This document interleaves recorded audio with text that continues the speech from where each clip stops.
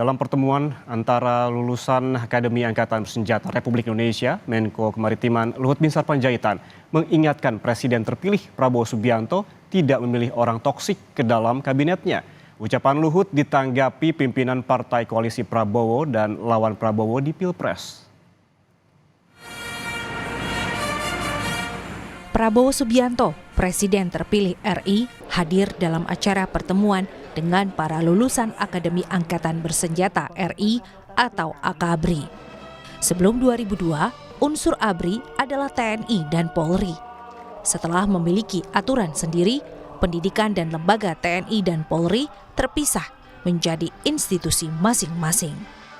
Dalam pertemuan dengan para petinggi militer tersebut, Prabowo disambut para seniornya, termasuk Presiden ke-6 RI Susilo Bambang Yudhoyono dan Menko Kemaritiman dan Investasi Luhut Binsar Panjaitan. Dan Luhut mengingatkan Prabowo supaya tak memasukkan orang yang toksik ke dalam pemerintahannya kelak. Juru bicara Menko Marves, Jody Mahardi bilang, Luhut hanya beri saran kepada Presiden terpilih Prabowo Subianto untuk tidak bawa orang toksik ke pemerintahannya kelak. Hal ini diungkap Jody melalui pesan singkat yang dikirimkan ke redaksi Kompas TV. Berbeda dengan Luhut, lulusan AKABRI 1970, SBY, lulusan AKABRI 1973, mendoakan Prabowo sukses memimpin pada 2024 hingga 2029. Ingin mendoakan agar Jenderal TNI Prabowo Subianto nantinya sukses di dalam mengemban tugas negara. Kami semua akan berkontribusi, akan mendukung agar pemimpin kita yang baru nanti benar-benar sukses untuk sekali lagi menjaga kedaulatan dan keutuhan NKRI, tegaknya Pancasila dan Undang-Undang Dasar 1945, kibarkan makin tinggi lagi merah putih di pentas dunia. Prabowo adalah lulusan AKABRI 1974, setahun lebih muda daripada SBY. Sebutan orang toksik yang disebut Luhut menimbulkan polemik di kalangan Ketua Umum Partai Koalisi dan lawan Prabowo di Pilpres. Ketua Umum Partai Amanat Nasional Zulkifli Hasan menyatakan Prabowo tahu yang terbaik dalam menyusun kabinet. Pak Prabowo itu ada orang yang toksik. Nah, kalau pandangan dari Pak Suwas saja gitu, pandangan secara umum aja gitu Pak.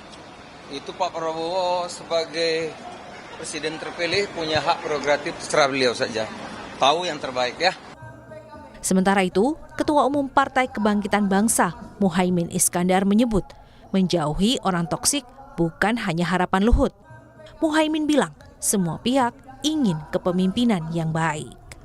Bukan hanya harapan Pak Luhut, siapapun ingin kepemimpinan kabinet yang baik ya. Jadi bagaimana kriterianya saya kira semua orang juga paham. Partai Gerindra menilai pesan Luhut sebagai nasihat seorang senior kepada juniornya. Wakil Ketua Umum Partai Gerindra Habibur Rahman yakin Prabowo akan memilih orang-orang yang sejalan dengan pemikirannya. Pernyataan Pak Luhut ya, bahwa agar Pak Prabowo tidak membawa sosok toksik ke dalam kabinet. Ya tentu ini sebuah nasihat, ya sebuah masukan dari senior ya kepada juniornya bahwa antara para menteri dengan presiden harus ada kesamaan visi. Ya, bagaimana pengelolaan negara yang maksimal supaya target-target kebangsaan terutama Indonesia Emas 2045 bisa tercapai ya. Kalau untuk bangsa dan negara, elit-elit kita yang saat ini tidak ada yang toksik lah ya.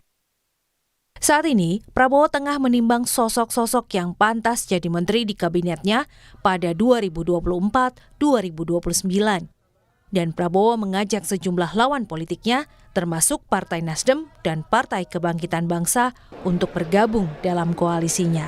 Tim Liputan Kompas TV.